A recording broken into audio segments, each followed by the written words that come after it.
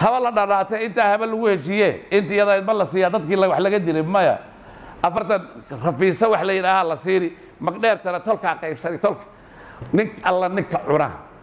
wallahi inaan waxba laga aqbalayn waxa masaajidda dadka wajiga ku daalin hadda iska cili haddaad magdheer wax ka cuntay oo xoolo magdheer aad hadda ka qaadatay intaad hadda nooshay nafta ay kugu jirto ka celi dadkii lahaa adiga waxba kuma liid magdheerta ninka wax laga dilay jabratul lil qalbi baa la yiraahdaa qalbigan jabay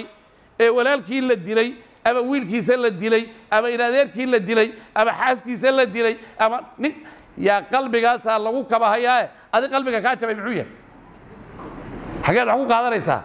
marka waxyaalaha noocaas oo kala waxa dhibka keenaya dhibku u dhamaan lahayd way haddii bagta sidii dhabtay loo koo waxa lagu dhihi yaa dhawaan la bixin yaa ku la bixi horta in la moora duugaal rabo xataa dameeraha laga gabo ninka dambiga qaba